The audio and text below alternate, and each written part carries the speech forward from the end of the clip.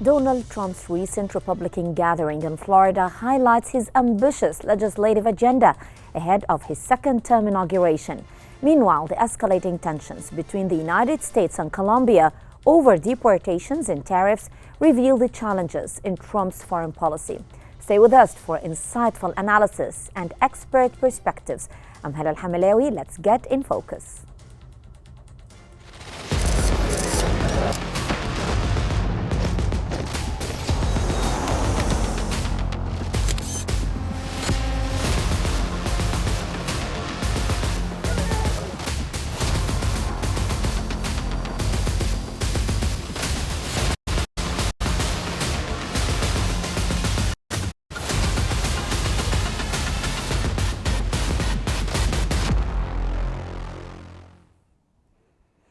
Donald Trump has wasted no time preparing for his second term as president.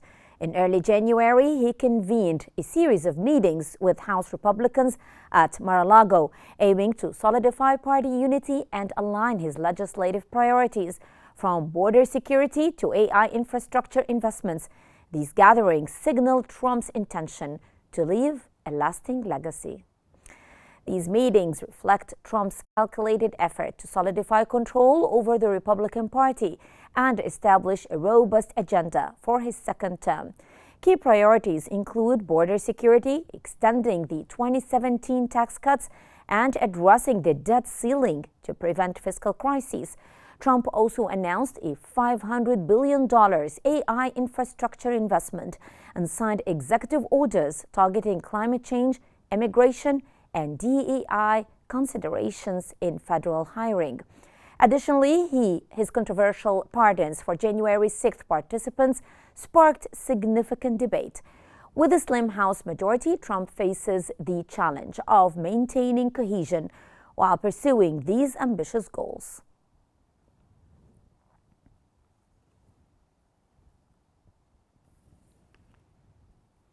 And now we're joined by Mr. Peter Roth, a contributing editor at Newsweek and a seasoned political analyst, to delve deeper into these developments. Welcome, Mr. Roth. Let's start with Trump's legislative agenda. Now, how significant are his priorities and what challenges could he face in achieving them? His priorities are extremely significant. Restore the American economy, restore America's energy independence, establish control of the U.S.-Mexico border. These are big challenges. These are big jobs. As far as legislation is concerned, I think that the first thing the president is doing is focusing on what he can do through executive orders to change administration policy as president of the United States, before pursuing actual laws passed by Congress, which, once achieved, are much harder to undo than an executive order. So Trump's meetings emphasized consolidating party support. Do you think that this approach will effectively quell dissent within the party? It's going to be an interesting couple of months to see how that worked out. The president has had, for example, unanimous Republican support for most of his cabinet nominees, but Secretary of Defense Pete Hegseth could only secure the votes of 50 Republican senators, 50 out of 53, thus creating a tie that had to be broken by Vice President J.D. Vance. And so I think that and on the policy side, there are people who want to do the tax cuts first. There are people who want to secure the border first and establish energy independence first. That's being discussed, negotiated out. The president has his objective. Members of Congress have their objectives. And when you have a 1 or 2 seat majority in the U.S. House of Representatives, as the Republicans do now, and a 3-seat majority in the Senate, where any legislation that doesn't have the support of 60 senators can be blocked. He's got a tough row to hoe. and we will have to see if he can create cohesion and discipline. But Joe Biden did it with much narrower margins than Trump had in Congress in his first 2 years. The announcement of a $500 billion AI infrastructure investment is bold. How does this align with Trump's broader economic vision? Well, it's $100 billion for sure, as much as $500 billion. And it is emblematic, I think, of Trump's attitude that America is open for business, that the DEI, diversity, equality, inclusion nonsense, that the environment, social government nonsense, the regulations and the pressure on the finance and business community to what we in the United States refer to as a woke manner is over. And we want to be the place where America, where people overseas are looking to invest their hard-earned dollars, whether you're talking about individuals or sovereign wealth funds, that America is the place you put your money if you want to make more money. Trump's use of executive orders has been a key tool for implementing his agenda. How effective do you think that this strategy will be? It's effective up to a point. Executive orders don't have the force of law. They don't apply the entire country or the entire economy. They only apply to the functions of the executive branch. This is the president telling his silo of government what it can or cannot do. And so he put a few things forward, and he repealed a bunch of things that Biden imposed on his first day, much of which repealed stuff that Trump had done over the prior 4 years. It is the tool that is available to him now for direct action. But isn't this considered authoritarian, Mr. Ross? No, not in the least. Every president uses executive orders. The more that Congress has ground to a halt over the 40 years that I've been in Washington, the more that presidents have had to rely on executive orders to get things done. But again, executive orders don't have the force of law. They are subject to judicial review. And in fact, the Trump executive order on birthright citizenship has already had a stay put on it. It's been stopped by a federal judge. They're going to have to, the Trump administration and people who oppose it are going to have to argue it out in federal court. It will probably end up at the Supreme Court, and they'll decide what, if any, limitations can be put on birthright citizenship. So it's not government by fiat. It's not government by dictate. It's the president saying, for example, that as far as dealings with the executive branch of the U.S. federal government are concerned, there are two genders, male and female. What comedian Dave Chappelle refers to as the alphabet people is out the window. You're either a man or a woman. So for purposes of getting a passport, you're a man or a woman. For filing your taxes, you're a man or a woman. For getting assistance under Medicare or Medicaid, you're a man or a woman. Yeah, you join the Army, you're a man or a woman. Yeah. And that stays unless it's thrown out in court or Congress passes a law that the president signs that overturns that executive order. Yeah. So it's not as though, and as some of my colleagues in the American media have been talking about it, it's not as though the president's word is law. Very much is not. It's a policy dictate that everyone is expected to follow. Well, thank you for sharing that information regarding executive orders with me. But now, with the slim majority in the House, what risks does Trump face in pushing his legislative agenda? Well, there's a lot of conversation going on in Washington right now. There is a process on Capitol Hill known as reconciliation, which is part of the budget process, which cannot be blocked by a filibuster in the Senate. A filibuster is a device by which, if 60 or more senators are unwilling to approve a piece of legislation moving forward, you can stop it. That a simple majority isn't enough to get it through. And that makes it attractive for doing partisan or controversial things. There are about three things that are on the top of Trump's agenda that the Democrats are opposed to and would, if they could, block from getting through Congress. That is the efforts to restore America's energy independence, the process necessary to secure the U.S.-Mexican border, and the expansion and extension of those parts of the Trump Tax Cuts and Job Act that are set to expire at midnight on December 31st of this year. There are some people, the president wants to do it all in one, as he says, one big, beautiful bill, if that can be done.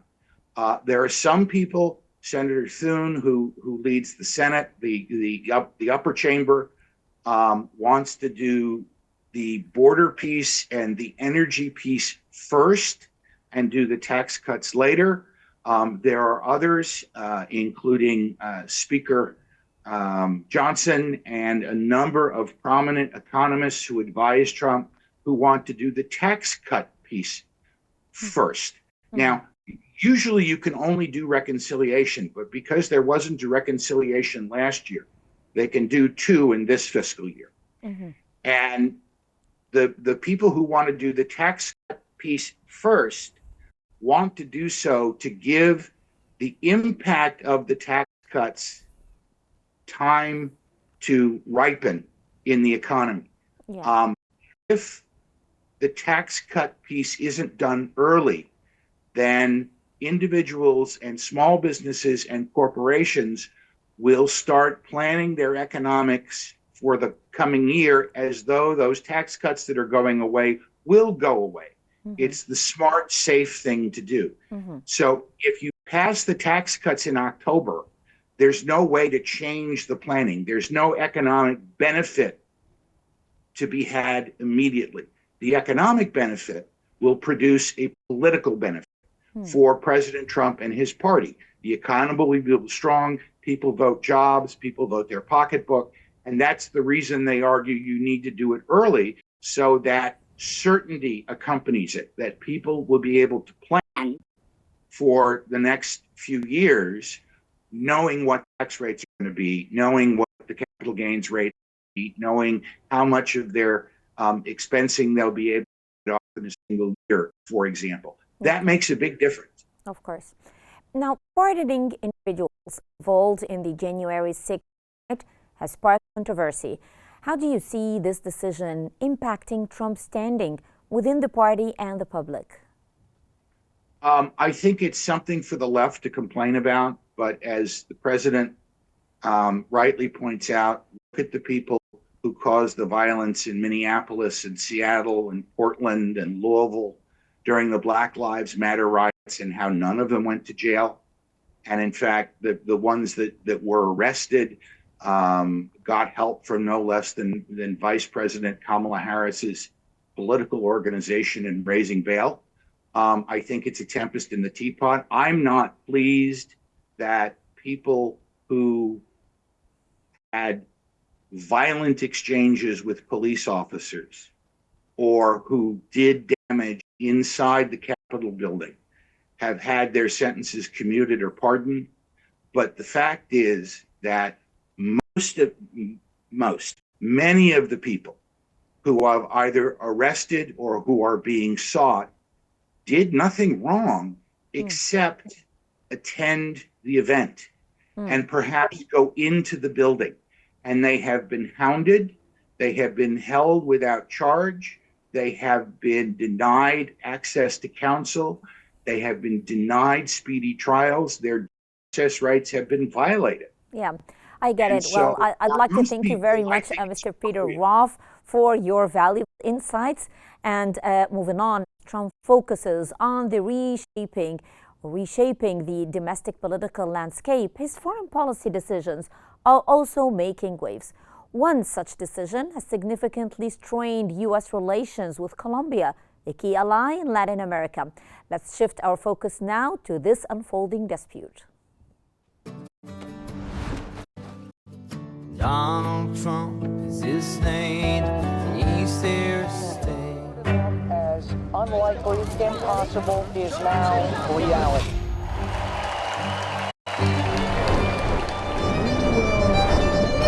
America powerful. We will win, win, win.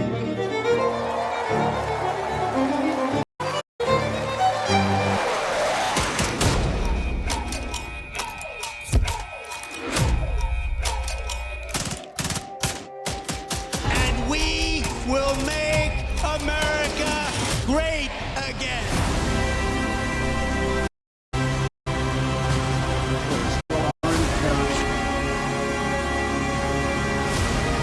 We will very quickly make America great again.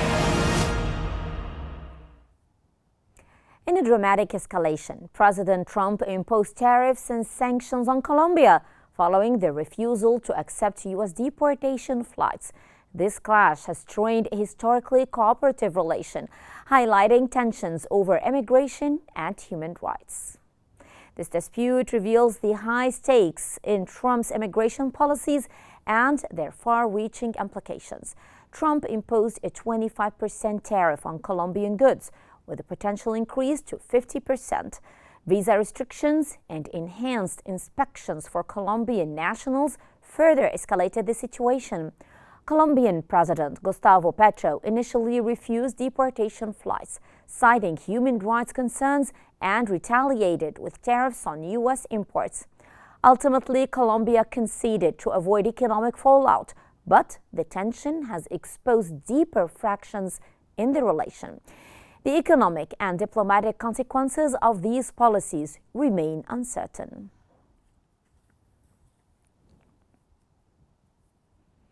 And joining us now is Mr. Justin Thomas Russell, Director of the New York Center for Political Affairs, to help us unpack the dynamics of this dispute. Welcome, Mr. Russell.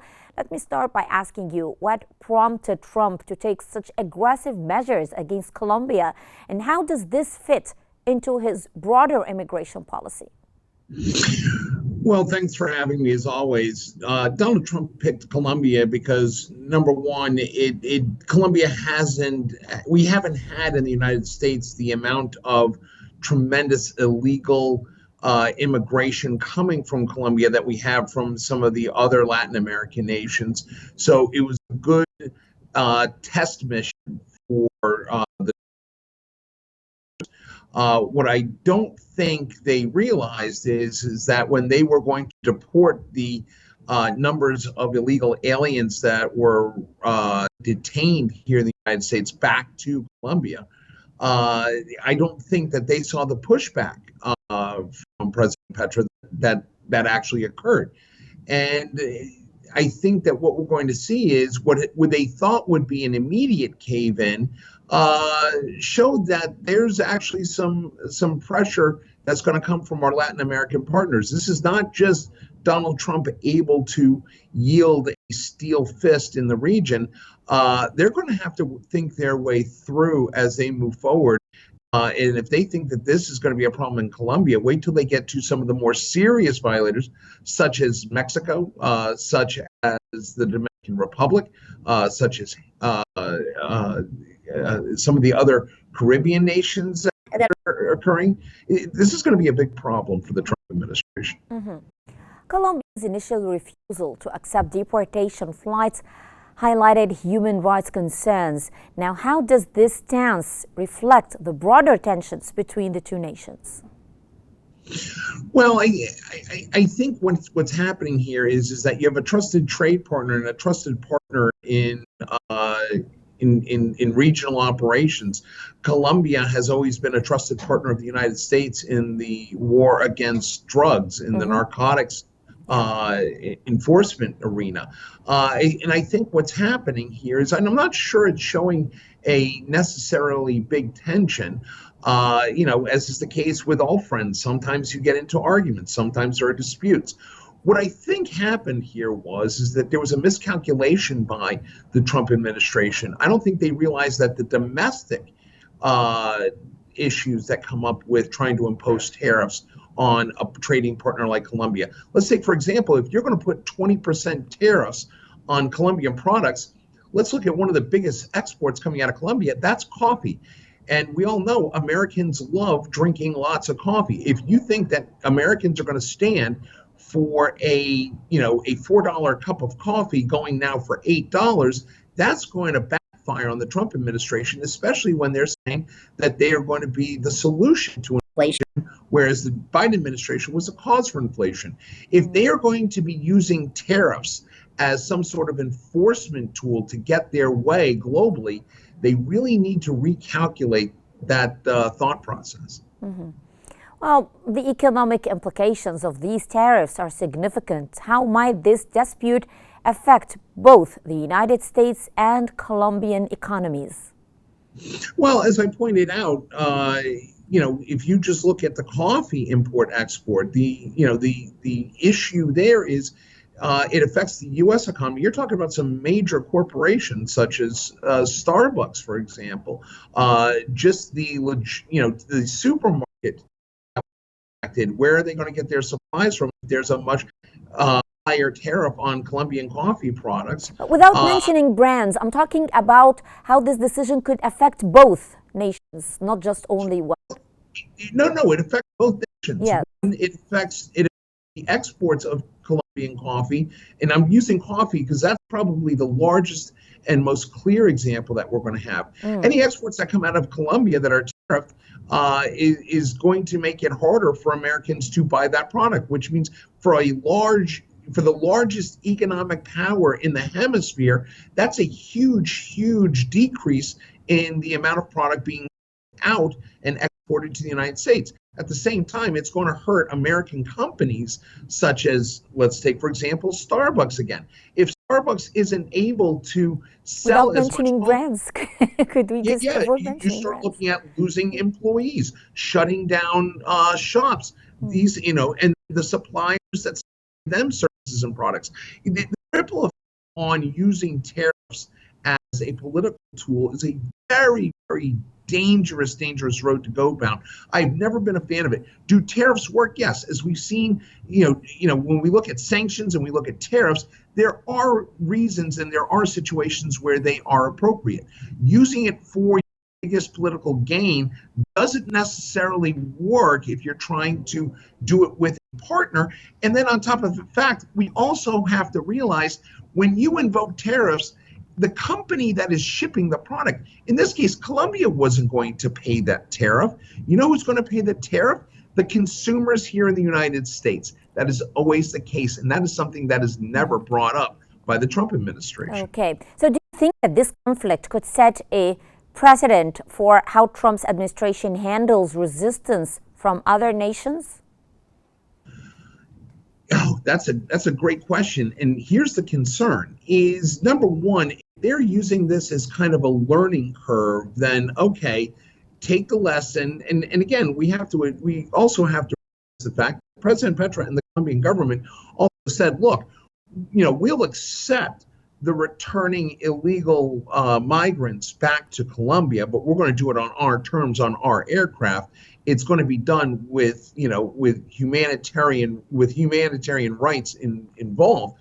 But what we also have to realize is the fact is the more and more we put this type of hard sell pressure on our partners globally, there's a very distinct chance, and this is a fear that I have right now, especially with the Trump administration, that our partners and our allies are going to be saying, look, we don't have to deal with this. We will go and we'll deal with the other economic power, and that being China. That has been the whole cornerstone of the Chinese Belt and Road program in Africa, where the U.S. has steadily been losing market share and influence and power in that region. My fear is that every time Trump does this, particularly to one of our regional allies, whether it's Latin America, the Middle East, or Far Asia or Far East Asia, the reality is that we're driving them into the arms of our economic adversaries. Well, I think this is a very powerful statement. I'd like to thank you very much, Mr. Justin Thomas Russell, for your insightful information. And this conflict underscores actually the challenges of balancing immigration policy with international relations. Tonight's discussions reveal the complexities of Trump's second-term ambitions, from domestic legislative priorities to contentious foreign policy decisions.